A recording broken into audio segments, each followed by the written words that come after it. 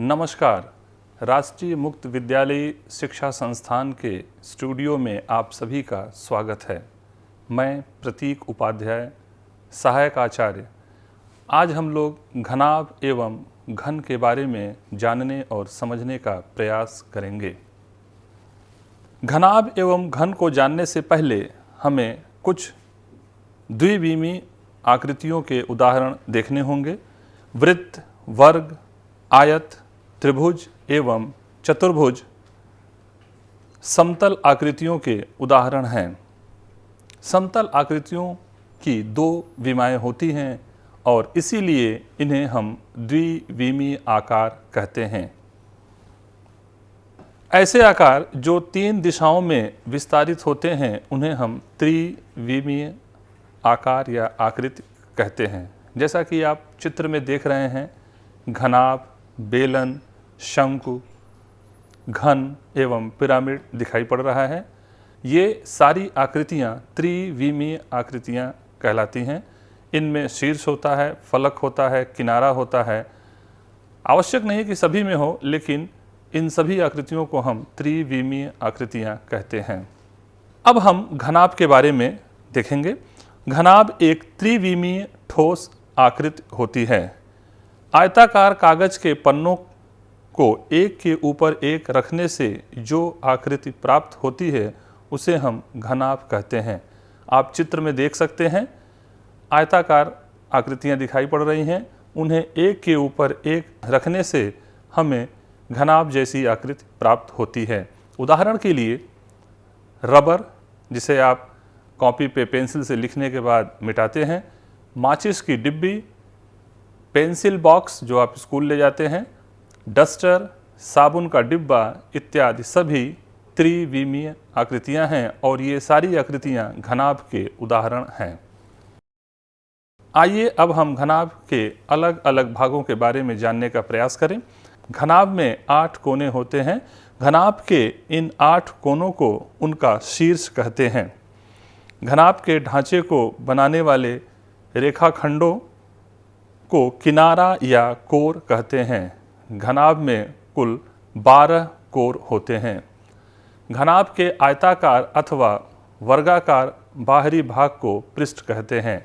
घनाभ में कुल 6 पृष्ठ होते हैं और इस प्रकार हम देख सकते हैं कि घनाभ में सर्वांगसम फलकों के कुल 3 युग्म होते हैं। अगर हम घनाभ को बनाने का प्रयास करें तो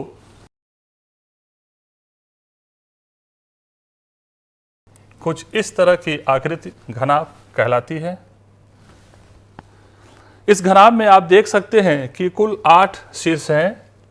1, 2, 3, 4, 5, 6, 7 और 8। इन्हें हम घनाभ का शीर्ष कहते हैं। घनाभ के ढांचों को बनाने वाले रेखाखंडों को घनाभ का किनारा कहते हैं। आप देख सकते हैं, इसे हम घनाभ का किनारा कहेंगे। अगर इनकी संख्या गिनी जाए तो ये कुल 12 होती है। हम कह सकते हैं कि घनाभ में कुल 12 किनारे होते हैं।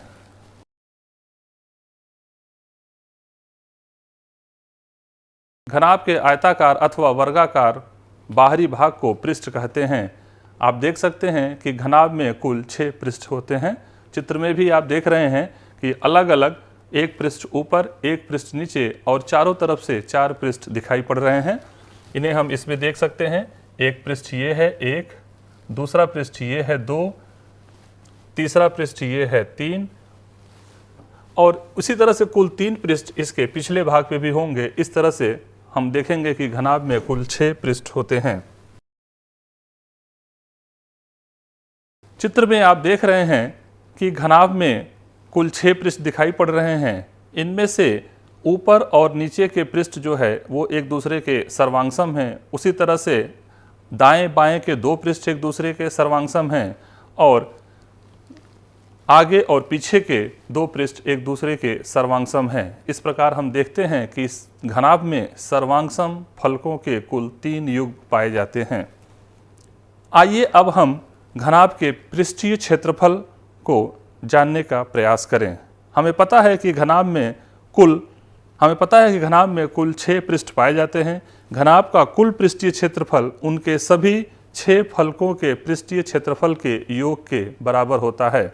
चित्र में आप देख रहे हैं टूथपेस्ट के एक डिब्बे को दिखाया गया है। यह डिब्बा घनाभ के आकार का है। अगर इस डिब्बे को खोला जाए तो चित्र जैसी आकृति आपको दिखाई पड़ेगी, जिसमें पृष्ठ 1, उसके ऊपर पृष्ठ 2, फिर पृष्ठ 3, पृष्ठ 4, पृष्ठ 5 और पृष्ठ 6 दिखाई पड़ेंगे। घनाभ के पृष्ठीय क्षेत्रफल को ज्ञात करने के लिए हमें अलग अलग इन 6 पृष्ठों के क्षेत्रफल को ज्ञात करना होगा और फिर इन 6 पृष्ठों के क्षेत्रफल को हम जोड़ के घनाभ के कुल पृष्ठीय क्षेत्रफल को ज्ञात कर सकते हैं। इस प्रकार घनाभ का कुल पृष्ठीय क्षेत्रफल बराबर पृष्ठ 1 धन पृष्ठ 2 धन पृष्ठ 3 धन पृष्ठ 4 धन पृष्ठ 5 धन पृष्ठ 6 का क्षेत्रफल कहलाएगा। यदि हम किसी घनाभ की कल्पना करें, या जैसा कि चित्र में आप देख रहे हैं कि घनाभ की लंबाई L, चौड़ाई B और ऊंचाई H हो, तो अलग अलग 6 पृष्ठों के क्षेत्रफल को हम इस प्रकार लिख सकते हैं। पृष्ठ 1 का क्षेत्रफल H गुणे L, पृष्ठ 2 का क्षेत्रफल B गुणे L, पृष्ठ 3 का क्षेत्रफल L गुणे B, अगले पृष्ठ का क्षेत्रफल L गुणे H, फिर B गुणे H और L गुणे B प्राप्त होता है। और इस प्रकार हम देखते हैं कि घनाभ के पृष्ठीय क्षेत्रफल को 2 into LB plus BH plus HL के रूप में प्राप्त किया जा सकता है, जहां L, B, H क्रमशः घनाभ के 3 कोर हैं। घनाभ का पृष्ठीय क्षेत्रफल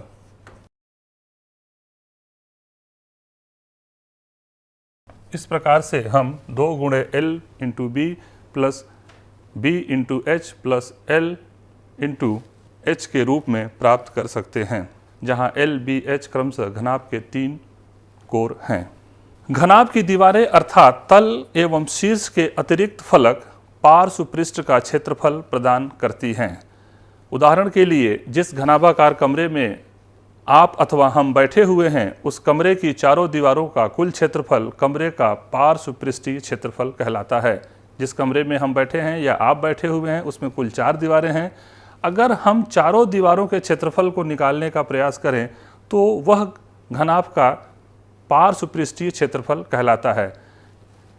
जो कमरा होता है वो घनाभ के आकार का होता है, तो चारों दीवारों के क्षेत्रफल को जोड़ करके हम कमरे का पार्श्व पृष्ठीय क्षेत्रफल ज्ञात कर सकते हैं। चित्र में आप देख रहे हैं कि फर्श और छत को ऊपर की तरफ अलग अलग दिखाया गया है, वो पार्श्व पृष्ठ में नहीं आता है, सिर्फ चारों दीवारें ही पार्श्व पृष्ठ में आती हैं। अतः घनाभ का पार्श्व पृष्ठीय क्षेत्रफल 2 गुणे H इंटू L धन B इंटू H के बराबर होगा, जिसमें छत और फर्श के क्षेत्रफल को छोड़ दिया जाएगा। अतः घनाभ का कुल पृष्ठीय क्षेत्रफल उसके पार्श्व पृष्ठीय क्षेत्रफल, मतलब उसकी जो 4 दीवारें होती हैं उनका क्षेत्रफल, धन आधार और छत के क्षेत्रफल या फर्श और छत के क्षेत्रफल के बराबर होता है। इसको हम पार्श्व पृष्ठीय क्षेत्रफल धन 2 गुणे आधार का क्षेत्रफल के रूप में लिख सकते हैं, क्योंकि जो क्षेत्रफल आधार का होता है वही क्षेत्रफल उसके ऊपरी भाग का भी होता है। घनाभ के पृष्ठीय क्षेत्रफल और पार्श्व पृष्ठीय क्षेत्रफल को जानने के पश्चात अब आइए हम घनाभ के आयतन को जानने का प्रयास करें। त्रिविमीय वस्तु अथवा आकृति द्वारा घिरी हुई जगह उसका आयतन कहलाती है। घनाभ का आयतन उसके द्वारा घेरे गए स्थान की माप होता है। चूंकि घनाभ अनेक आयताकार आकृतियों को एक के ऊपर एक रखकर प्राप्त होता है, जैसा कि आप चित्र में देख सकते हैं। अतः यदि प्रत्येक आयत का क्षेत्रफल a हो तथा उन्हें h ऊंचाई तक एक के ऊपर एक रखकर घनाभ प्राप्त किया गया हो, तो घनाभ द्वारा घेरा गया स्थान अर्थात घनाभ का आयतन आयत के क्षेत्रफल और उसके ऊंचाई के बराबर होगा। इस प्रकार घनाभ के आयतन को आयत के क्षेत्रफल और ऊंचाई के गुणनफल के रूप में हम देख सकते हैं। इसे हम V = L into B into H कहेंगे। यदि घनाभ की ऊंचाई H, लंबाई L और चौड़ाई B हो, तो घनाभ के आयतन को L गुणे B गुणे H के रूप में हम लिख सकते हैं, जहां L, B और H घनाभ की क्रमशः लंबाई, चौड़ाई एवं ऊंचाई है। आइए अब हम घन के बारे में जानने का प्रयास करें। घन एक त्रिविमीय ठोस आकृति होती है। इसके पहले हम लोगों ने घनाभ के बारे में जाना। घनाभ में जब सभी फलक अथवा पृष्ठ बराबर हो जाते हैं तो वह आकृति घन कहलाती है। घनाभ में जब सभी फलक और पृष्ठ बराबर हो जाते हैं तब वह आकृति घनाभ से घन बन जाती है। जैसा कि आप चित्र में देख रहे हैं, एक वर्गाकार आकृति दिखाई पड़ रही है जिसके सारे फलक वर्गाकार दिखाई पड़ रहे हैं। अर्थात घनाभ में जब लंबाई, चौड़ाई और ऊंचाई बराबर हो जाए तो वह आकृति घन कहलाती है।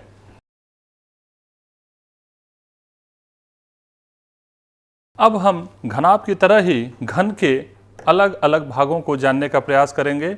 घन में भी कुल 8 शीर्ष होते हैं। जैसा कि घनाभ में हम लोगों ने देखा 1, 2, 3, 4, 5, 6, 7 और 8। इस तरह से हम देखते हैं कि शीर्ष की संख्या घनाभ की तरह ही घन में भी 8 होती है। घन में भी घनाभ की तरह ही 12 कोर होते हैं। घन में भी पृष्ठ 6 होते हैं। जैसा कि हम जानते हैं घनाभ में भी 6 पृष्ठ होते हैं। लेकिन घन और घनाभ में जो महत्वपूर्ण अंतर है वह यह है कि घन के सभी 6 पृष्ठ सर्वांगसम होते हैं, जबकि घनाभ में सर्वांगसम पृष्ठ जबकि घनाभ में कुल 3 सर्वांगसम पृष्ठों का युग्म होता है। आइए अब हम घन के पृष्ठीय क्षेत्रफल को जानने का प्रयास करें। घन का पृष्ठीय क्षेत्रफल उसके सभी 6 फलकों के पृष्ठीय क्षेत्रफल के योग के बराबर होता है। अगर हम एक घन की कल्पना करें जिसका एक फलक a सेंटीमीटर हो तो इस घन का पृष्ठीय क्षेत्रफल सारे 6 फलकों के पृष्ठीय क्षेत्रफल के योग के बराबर होगा। हम देख रहे हैं कि घन में जितने पृष्ठ हैं वो सभी वर्गाकार हैं, अतः घन का एक पृष्ठ का क्षेत्रफल उसके उस वर्गाकार पृष्ठ के क्षेत्रफल के बराबर होगा। और हम जानते हैं कि वर्ग का क्षेत्रफल उसके भुजा के वर्ग के बराबर होता है। इस तरह घन का पृष्ठीय क्षेत्रफल घन का पृष्ठीय क्षेत्रफल 6a² होगा, जहाँ पे a घन की एक कोर या एक भुजा है। घन का आयतन घन घनाभ का एक विशेष उदाहरण है जिसमें लंबाई, चौड़ाई और ऊंचाई तीनों ही बराबर होती है। अतः घन का आयतन उसके किसी एक किनारे के घन के बराबर होता है। इस प्रकार हम घन के आयतन को किनारा गुणे किनारा गुणे किनारा के रूप में लिख सकते हैं, या V = a इंटू a के रूप में लिख सकते हैं, जहां a घन की एक भुजा है अथवा एक किनारा है। तो इस प्रकार आज हम लोगों ने घनाभ और घन के बारे में जानकारी हासिल की। ये देखा कि घनाभ में कितने शीर्ष होते हैं, कितने कोर होते हैं और कितने पृष्ठ होते हैं। ये भी हम लोगों ने देखा कि घनाभ में कुल 8 शीर्ष, 12 कोर और 6 पृष्ठ होते हैं। घन घनाभ का एक विशेष उदाहरण है जिसमें घनाभ की लंबाई, चौड़ाई और ऊंचाई जब बराबर हो जाए तो वह एक दूसरे प्रकार की ज्यामितीय आकृति में बदल जाता है जिसे हम घन कहते हैं। घन अथवा घनाभ दोनों का ही पृष्ठीय क्षेत्रफल उसके सभी 6 फलकों के पृष्ठीय क्षेत्रफल के योग के बराबर होता है। आशा है कि आपको ये बातें समझ में आई होंगी। धन्यवाद।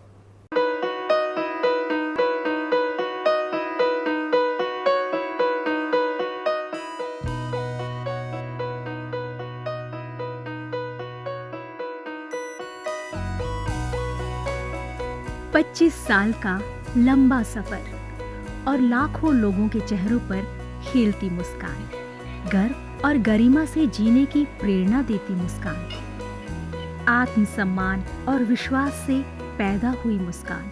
इन खिलते चेहरों पर ये मुस्कान आई है शिक्षा के जरिए। ये मुस्कान आई है national institute of open schooling यानी NIOS के जरिए।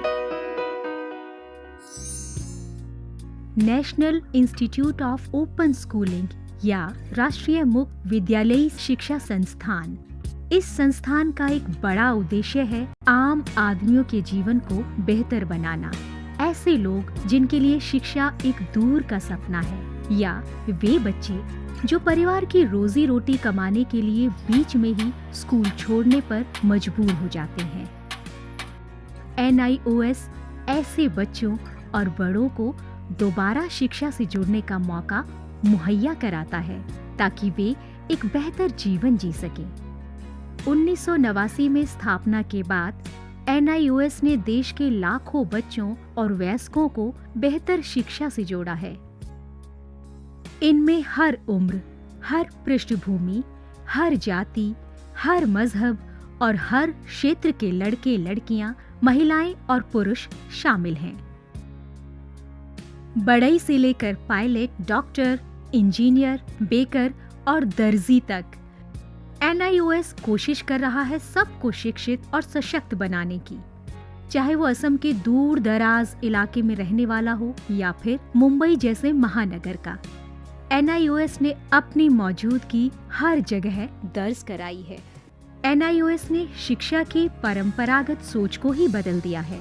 वो पढ़िए जो हम पढ़ाते हैं की जगह NIOS की नई सोच है, हम वो पढ़ाते हैं जो आप पढ़ना चाहते हैं। इस नई सोच ने लोगों को आगे बढ़ने और NIOS के साथ जुड़ने के लिए प्रोत्साहित किया है। शिक्षा उपलब्ध कराने के मामले में NIOS किसी सीमा को नहीं मानता, उम्र की सीमा को भी नहीं। चंडीगढ़ के गणेश के लिए भी NIOS एक वरदान साबित हुआ। NIOS शारीरिक रूप से अक्षम बच्चों को भी बेहतर शिक्षा मुहैया कराने के लिए पूरी तरह प्रतिबद्ध है। ऐसे बच्चों के लिए शिक्षा न केवल रोजगार के द्वार खोलती है, बल्कि उन्हें आत्मविश्वास और गर्व के साथ जीना भी सिखाती है। NIOS खेल के इन सितारों को उनकी सुविधा और समय के अनुसार बेहतर शिक्षा उपलब्ध कराता है। मेरी कॉम, सोमदेव देववर्मन, देविका रेबेका पल्लिकल, अरमान इब्राहिम, प्रद्युमन प्रकाश और अमयजोत सिंह।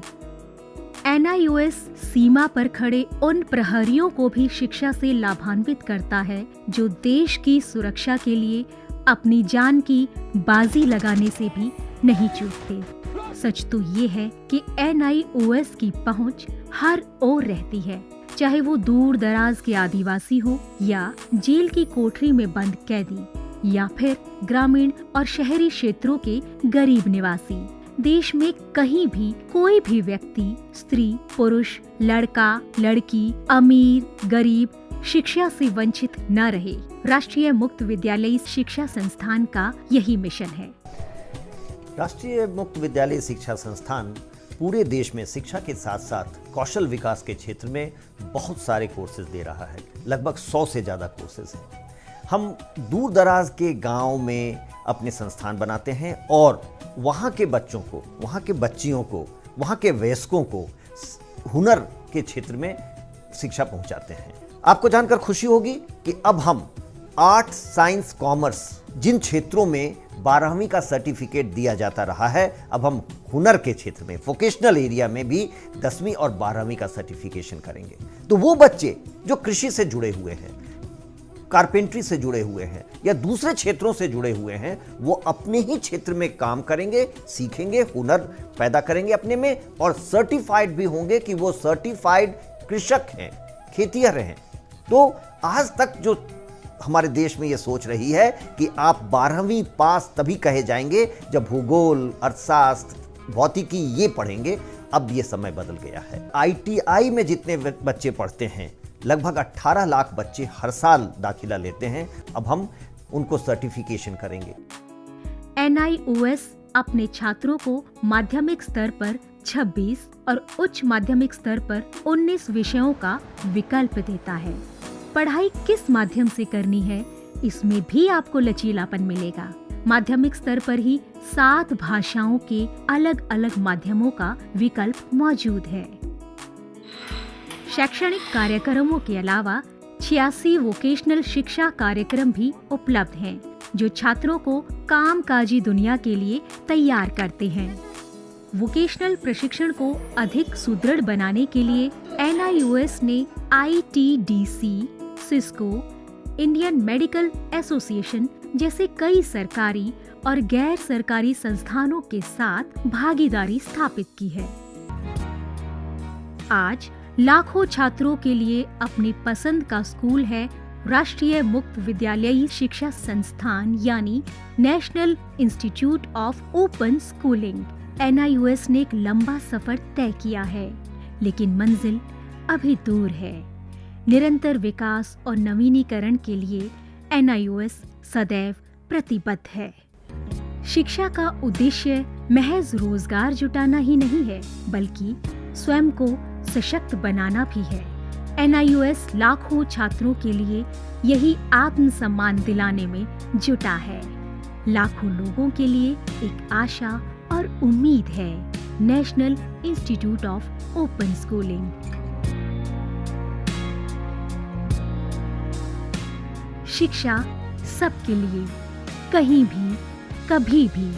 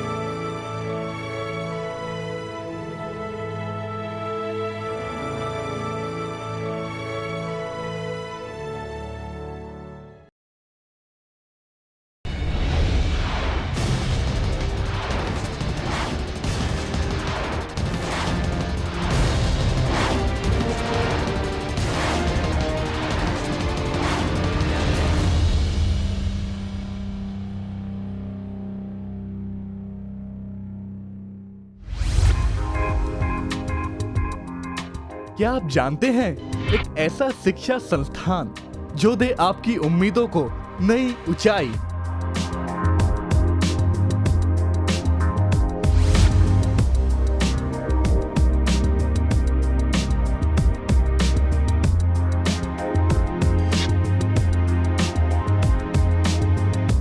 क्या आप जानते हैं, एक ऐसा शिक्षा संस्थान जो दे आपको घर बैठे जब चाहे तब एडमिशन की सुविधा।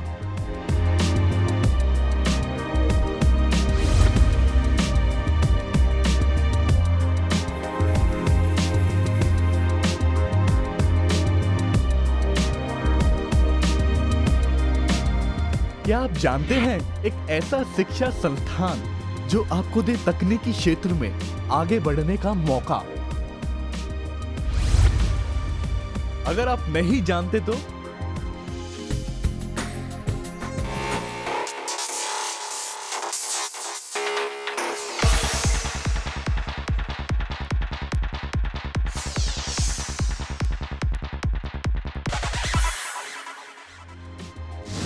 NIOS, NIOS, NIOS।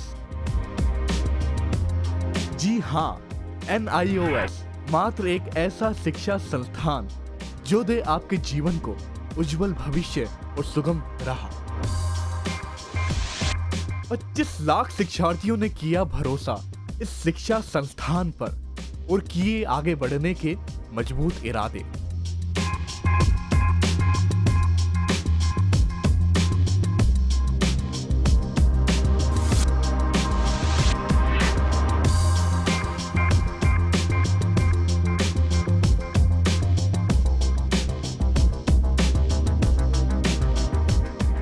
जो देगा आपको घर बैठे शिक्षण सामग्री के साथ रेडियो व टेलीविजन कार्यक्रमों का सहयोग।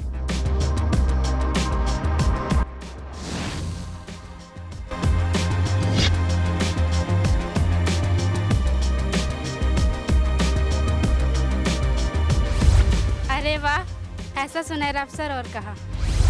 अब होगा सबका सपना साकार। यकीन नहीं होता अब शिक्षित होना होगा इतना आसान।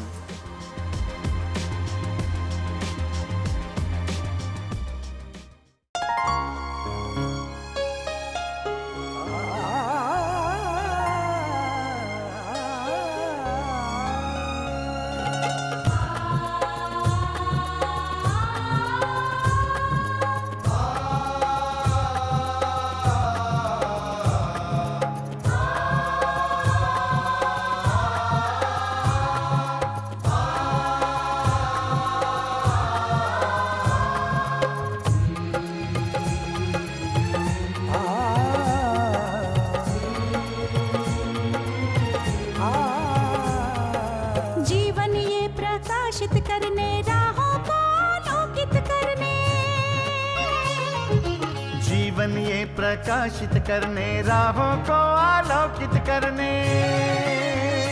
हम अपना दीपक स्वयं बने, हम अपना रास्ता स्वयं चुने। अपना दीपक स्वयं बने, हम अपना रास्ता स्वयं चुने। जीवन ये प्रकाशित करने, राहों को आलोकित करने।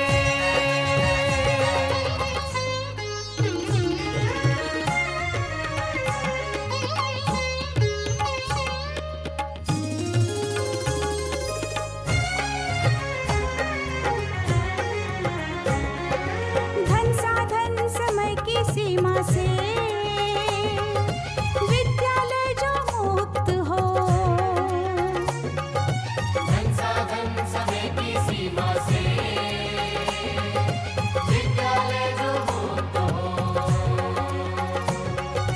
कभी पढ़े हम कहीं पढ़े, वे विषय की लोच से युक्त हो। कभी पढ़े हम कहीं पढ़े, वे विषय की लोच से युक्त हो। मित्रों हम उठे और जागे, मंजिल आने की ध्वनि सुने। हम अपना दीपक स्वयं बने, हम अपना रास्ता स्वयं चुने। जीवन ये प्रकाशित करने, राहों को आलोकित करने।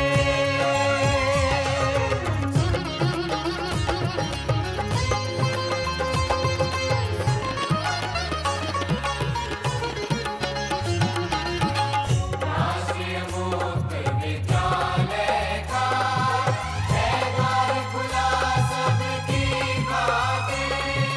शिक्षा परीक्षा का अवसर एक बार ही क्यों मिलता फिर। शिक्षा और परीक्षा का अवसर एक बार ही क्यों मिलता